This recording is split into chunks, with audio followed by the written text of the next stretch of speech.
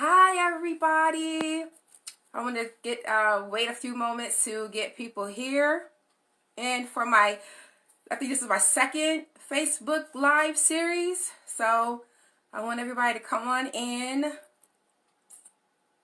to this live today or this evening.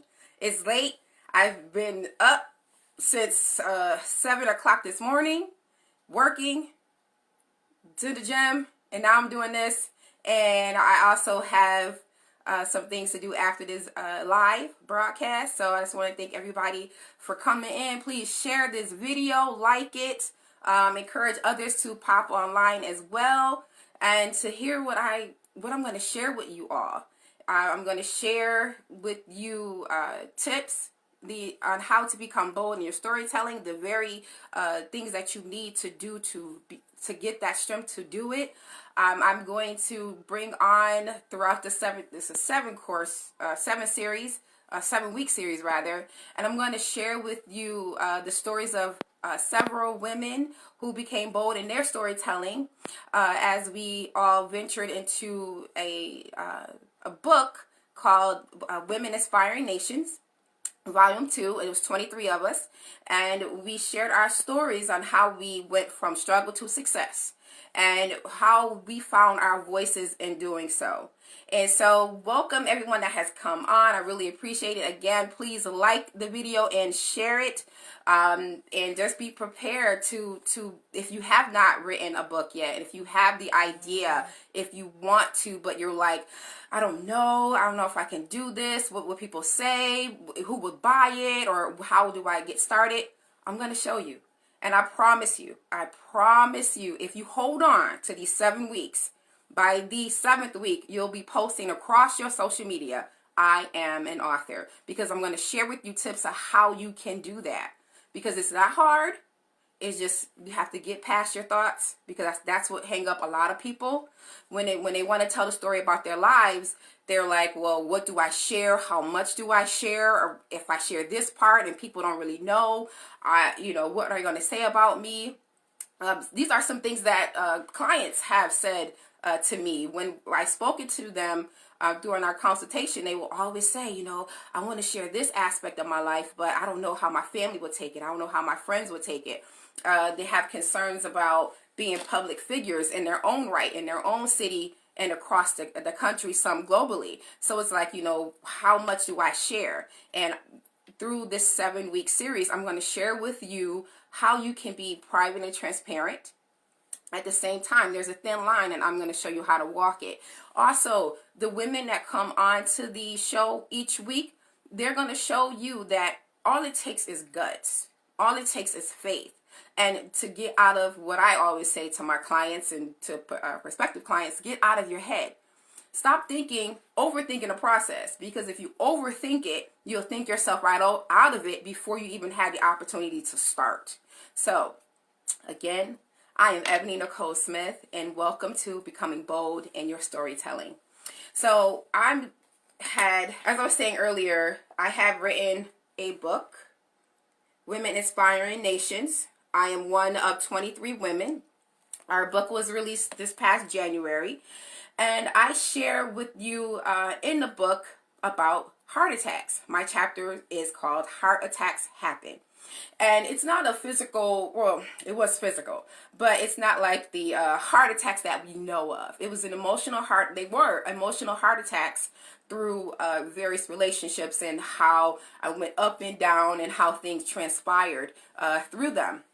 And so I share how the things that God had done to save my heart, because it had grown truly bitter. I mean, it was bitter, very, very bad. It was so bad that the things that were in my heart began to come out of my mouth. And we know that whatever's in the heart does, we do speak those things. So it was that bad for me. And at the end of 2017, I went to a concert. I believe it was in November. It was by, what was his name? Laton Floyd. I don't know why I forget him. Laton D. Floyd. He put on a concert, and it was an amazing. The Spirit of the Lord was all through that church, and the organist was playing, And I heard the Lord say to me, I am going to uproot everything that caused this. And everything that was going on in me, there were some things I wasn't even aware of. But what was caused was bitterness. It was a whole tree of bitterness. I promise you it was in my heart. The organist, I had never heard the key before and have not heard it since. The organist hit a key and the Holy Spirit, I just lost it. I started screaming and it was, the space, the pews was little, and it was a lot going on that day. It was so crazy and in those moments. And at that moment, God began to work on me. I didn't fight it. I didn't say, no, Lord, I'm not doing this. No, Lord, I don't want to. I cried in the shower. I cried on my way to work. I cried at home, my bedroom, kitchen. I was washing the dishes and start crying because it was just a lot that he was doing. He had went way back in my past when I was 8 years old. Some trauma happened then. Trauma that I had suppressed. But nope, that was part of it. That was trauma. We got to deal with that too. And so through the course of last year, he kept working, and I didn't fight. I let him do it. I would go to church, and the same thing I was praying about at home, I get to church at 2:30, 3 o'clock. My bishop is preaching about what I was just praying about at home. So I know that was nothing but God. I know he was still working. And I tell people all the time, the Lord is still alive. He is still working. He is still healing. He is still helping people through matters of our hearts. And it doesn't matter where you are in your walk with him. If you're new, if you're 7 years in like me, or if you are 27, 37, 57 years in, he can still work on you. He can still, like people kind of say, God is dealing with me in a negative connotation. No, to me, when he was dealing with me, means he has more in store for me, but he needs me to be better. He needs me to be healthy in every area of my life. And so the last year was all about that. And so when the Women Inspire Nations came up, I was on LinkedIn and I was scrolling and I saw this post by Cheryl Woods, who is the visionary for this book. And I just started scrolling and I just kept going. And I heard God say, read it again. So I did. And I read it again and he said, all is well. Now, when God says all is well to me, that means you can proceed and you'll be okay. So I signed up for it. I heard what she had to say. And I went ahead and I signed up. I sent the information. I sent a brief description of what I wanted to share in the chapter. A couple of days later, she sent me an email and said, you have been accepted into to be a part of the anthology, and we look forward to reading your story. I never thought that I would dig so deep into my personal story of how I struggled with heart attacks to share it. There was times I was writing and I cried. And it's a short little chapter. It's like 600 words. But I had to pack a lot in those words. So I had to be careful what I shared because I didn't want to give too much away, because I decided, hey, why not write a full book and title it Heart Attacks Happen? So I'm going to do that later this year. But I had to share the meat of how I struggled with heart attacks and how I succeeded and how I'm here today. Because I didn't die, and my heart attacks didn't kill me. They knocked me out. They had me winded, but I survived. And it was all because of the mighty works, the good hand of God. I kid you not. When he said that night, I'm going to uproot everything that caused this, he did that. He uprooted. You ever see a tree stump? But it's still there. You might trip over it. You might depending on how big it is, you might do something with it. But those roots are still alive unless you kill it. But you have to get everything out of that. And so what God did for me is that he uprooted the whole tree of bitterness that grew, because at first I was trying to fight the bitterness, because I know what a bitter woman looks like. I know how she speaks. I know how she moves because I've seen them. So I was fighting, becoming bitter. But then I just gave up. I gave up the fight. And I just said, I don't care anymore. I'm going to be bitter. I'm just going to, whatever comes out my mouth comes out my mouth, and so be it. But God, that's not what he wanted for me. He didn't want me to speak those things. He wanted me to speak completely different. So in order for me to change what was coming out of my mouth, I had to change what was in my heart. But I no longer wanted to fight it. So he had to do it. He says, I am the mender of broken hearts. And my heart was broken. It was bitter. It was damaged. It was tore up. all because of a series of heart attacks. Heart attacks that I blew off. Like, that didn't matter. Oh, that was, X amount of years ago or whatever. That didn't matter. But it did. It strained my heart. And every time I ignored what happened, I didn't reflect on it long enough, I moved on to something else or someone else, not really dealing with the things from my past.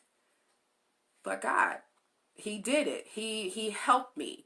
And so when I wrote the chapter Heart Attacks Happen, again, I had to dig deep and really put out the truth of what caused my first heart attack and how it set me up for other ones. And I'll give you a quick brief, a little bit of it. My heart attacks, the first heart attack, the outcome of it was how I viewed men and how I received them. I always viewed men as I'm looking at them with one shoe off and waiting for the other one to drop. So when they did something, it didn't surprise me. It hurt, but it didn't surprise me because I had no expectation. I had an expectation that they were going to let me down. And because I expected it, it happened. And that was the result of the first heart attack. And so from there, everything just compiled. Everything just came on. Everything just stacked up. And all these heart attacks happened until the final one happened in 2017. And that root of that seed of bitterness was being nourished. And I didn't even recognize it. It was just being nourished. And one thing led to another. And that thing sprung forth. And it just had its way in my heart. That's how I became a product of God's true words that He's a mender of the brokenhearted, because He mended my broken heart. He fixed the damage, and He uprooted that tree of bitterness, because it was a seed and it sprung up with like little. It was a whole tree, and then there was left was soil. But He had to do more. He had to clean that out. And I'm crying while He's doing it. I'm like, Lord, I can't take it anymore. Are you done yet, Lord? But I didn't fight it. I just always ask Him, are you done yet? And then, nope, there's something else will pop up. And He kept working. He didn't let me go. He kept me close to Him. He kept me sheltered. He just was like, you're mine, and let me work. And I did. And this is what the product of that.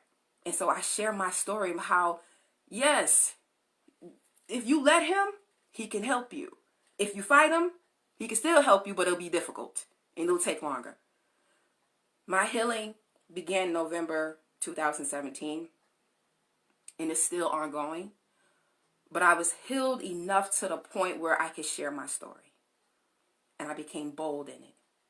And not worrying about what are people going to say, who's going to buy it, what they're going to think. I don't care. Because Jeremiah 29:11 says, Anybody? I know the thoughts. It's His thoughts that I care about. And His thoughts alone. Because He tells me daily of what He thinks about me. I can read in His word how He feels about me. So it's His thoughts that matter. I don't worry about what Peter, Paul, and everybody else, my friends and family, are going to think by me sharing my story. I don't care. Because it's mine. It's my truth. It's how I perceived the things that happened in my life. So if one of my exes pick up the book, it didn't happen like that. You weren't me. This is how it happened for me. So I encourage you to become bold in your storytelling. Don't worry about what people think. Again, don't worry about what people are going to think. Just do it. You have nothing to worry about. I promise you. And as you share your story, even if you're not to a point where you want to write a book yet, that's fine. But tell somebody. You never know whose words are going to change. And so if you do become, if you do reach the point you want to share your story, let me know. I'll sit and I'll talk with you. We can Skype. If you don't live here in Rochester, if you do live in Rochester, we can meet up somewhere. I want to hear your story. I want to hear how you got out of something. I want to know the lessons you learned through your life.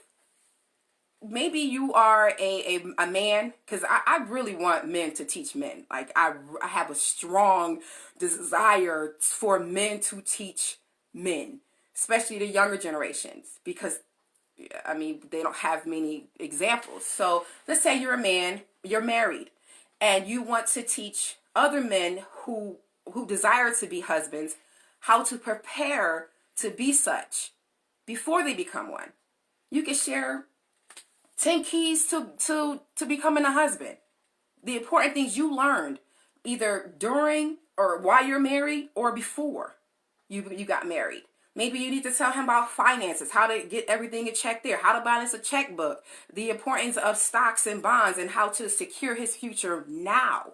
Maybe you need to tell him about how to be fit and healthy so he can be around for his family. Maybe there are some demons in his past he needs to figure out and work his way through. Maybe he got so much on his life, he need to know how to let it go. If he's a man of God, he really needs to know how to let it go, because maybe he walked away from church and he needs a way to come back. Whatever the things are that you learned as a husband, teach other husbands. Same thing for a wife. If you are a wife, teach unmarried women like myself. I'm always looking to learn, because I'm not a wife, but God said you are one, but I'm not one yet. So you could teach me. Let's say you are an instructor of some sort, and you teach people. You hold workshops and classes. Well, that right there is already a book. You can teach people life lessons. If you can instruct them one-on-one, you can instruct them through a book. There are so many various things that you can do when you share your story. You can find, one thing I do suggest is when you share a story about your life, pick one major event and talk about how that weaved its way through your life. You don't have to say, I was born by the river in a little tent. You don't have to go that far, unless you're Moses and you have to go that far back. But if not, like me, I started at 8 and I go forward to now I'm 36. So find one event and talk about it. Okay? Talk about it. How did it shape your life? Like for me, it was my series of heart attacks and how it shaped my view of men, how it shaped my relationships with men, how, glory to God, because let me tell y'all, my view of men was so distorted. It was bad view of men, but God worked that thing out. So now I have a healthy view of men. I'm not waiting for the other shoe to drop off, because it's not going to drop off. So, as I was saying, pick a theme for your life. Pick the theme of your life and talk about it. I mentioned earlier how to be transparent and private at the same time. That is very important, because I had a potential client, and by potential client I mean someone I did a consultation with, but she didn't transition into a client. So I had a potential client, and she wanted to discuss things that happened when she was like 17. She was in her 17 to maybe early 20s, and she's in her mid 20s now. And she told me some things that she had done, she's seen, things that she was around and participated in. I said, okay, baby girl, there are some things that you do, that you have done, there are no statute of limitations on. So you have to be careful. What I learned is that when somebody, like, let's say, get murdered, they don't release all the details, of course. They keep things private. They keep some things close for the investigation. Now, let's say you want to write about a situation. You don't want to give details, but you give detailed enough where that was not made public knowledge. Baby, you're going to be in somebody's courtroom. And I don't want to be there with you, because I don't want to be questioned. How did you know this? And I have your name in this book, because I'm not going to lie. You're not going to have me put my name on the good book, as people say, and then tell a lie. No, ma'am. No, sir. So just be mindful of what you share, but share it. And if you're I won't say share it. Be mindful of what you share, because if you don't want, your local police chief coming, or whoever coming knocking on your door, or detective saying, hi, mister, hi, miss, we got your book, and you said this, and nobody knew about that. We need to bring you downtown to talk to you. Yeah, you might want to rethink that. But if you're unsure of what you should include in your book, just ask me. Just ask me. And I'll tell you. Now, you can either take it or you can leave it. But whatever you do, just know you were advised. Okay? So, again, thank you for everybody who has popped on and popped off to my first Facebook Live for my show, Becoming Bold in Your Storytelling, which is a 7-week series. Again, I'm going to be bringing on 6 women who were a part of the anthology. This is such a good book. You should order a copy, which you can do so via my website, which is in the caption. And I'll sign it for you, of course. They will come on and they're going to share with you how they became bold in their own storytelling, how they found the courage to open up in such a manner where they could say, I struggled with this and now I'm successful. And they all aren't relational like me. There's various things. And so you might find yourself in the book, or you might find someone else in the book. But what it's going to do is show you, because I'm struggling now doesn't mean I have to struggle later. Because because everything is, and I'm in a pit right now, I could be in a palace tomorrow. I just need somebody to pave the way. I just need somebody to show me that this is possible. And for me, God showed me that it was possible because he did it. So now I get to share with other women, and hopefully men, that it is possible to be healed completely from any heart attacks, any trauma from your past. Because that's the only way we're going to get great. That's the only way we're going to become stronger and in Christ, be ready to be sent out to the kingdom.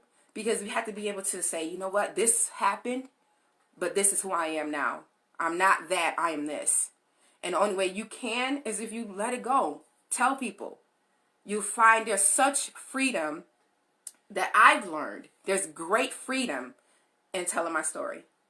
It's so great because what I learned. I'm teaching y'all what I learned now, okay? I can only tell you what I learned. The enemy can't hold anything against me now. Can I tell y'all how much of the stuff he used to dangle over me like a mistletoe? But he wasn't trying to kiss me. He was trying to kill me. Like he was Judas trying to kill me with a kiss. No. The enemy can't hold that over me because I already let it out. I let it out already. So he can't say, well, what if people find out about this? What if they find out about that? Ooh, they're going to know about it. Ooh, they look at you because they can tell it's all on you. Enemy, that doesn't work anymore. You can't hold against me what I let go of and what I gave to my king. So as you tell your story, again, whether you write it, whether you speak it, doesn't matter. Just tell it. The enemy can't hold anything against you. He's going to lose his weapons. And so he's going to try other things. Because your past is a weapon. Your heartbreak is a weapon. Your bitterness is a weapon. The damage in your heart is a weapon. It was a weapon for me. It was a weapon for him that he used against me. And he used it for a long time. He's like, oh, he's just like this one. He's just like that one. Oh, remember what he said? But now, since I confronted those things, since I released those things, he can't hold it against me. It's such a beautiful thing. It's such freedom. Because I was like, even when stuff pop up in my head, like, I'm like, I'm free today. I'm free today. I'm free today. Even if it's just for today. I don't worry about tomorrow. But I'm free today. And in my freedom, the enemy can't hold me. Because I'm free in my story.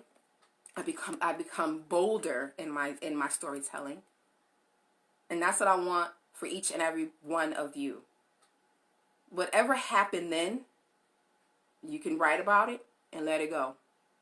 Even if you don't want to, there are ways you can write a book and publish just one copy and keep that just for you. That's a possibility as well. You can write it, publish it. Don't ever put it on Amazon. Just get one author's copy and be done. You did it. You shared your story. I hope, my hope, again, over the course of the next 7 weeks, that you become bold in your storytelling. That you realize your story is important. Your words matter. And that you are a teacher in your own right. Your life is a tool that can be used to help other people dig themselves into or out of something.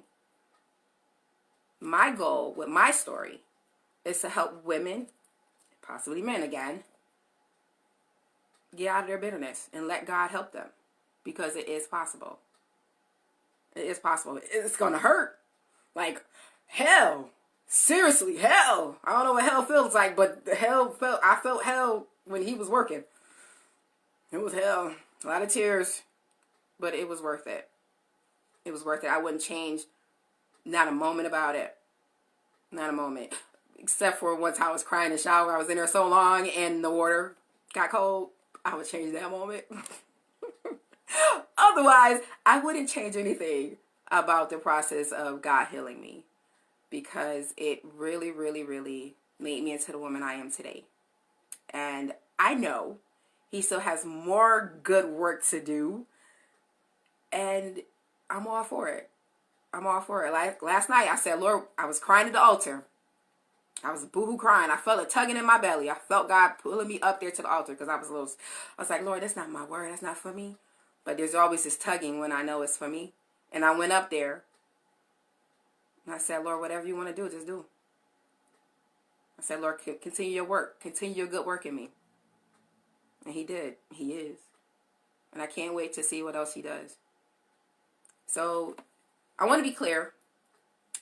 I know I'm talking about God and everything, because that's, I can't know how I'm not getting him in there, because he did it, right? But even if you're not a man or woman of God, your story still matters. That's why you're still here. Your story still can change somebody's life. Your story can still show somebody the way. Your story can still tell people, yeah, I feel like I'm never getting out of this. Oh, but wait, so-and-so wrote a book about this. Oh, so I don't have to be stuck. Oh, so this is how I can get out. Yeah. Tips and tools on how to become unstuck. That might be a book. So don't steal that from me. But I want you all to become bold in your storytelling. And do so fearlessly. Do so knowing that you can, you will, you must tell it. It's your story. I have one last thing before I head out. I have a pastor friend. I won't say his name. I hope he sees this. I might inbox it to him. He, for like the last 4 years, we've been talking about his book. And he sent me about a chapter and a half early this year. And I said to him, look, I'm at work on my lunch break reading it. And I'm like, where's the rest of it? He was like, I'm working on it. No, this year, if you want to become an author, don't say I'm working on it. Don't say I'm going to try. This is a year of doing. We're not trying anything anymore. We're going to do it. So to my friend, write the book, tell the story, free the people.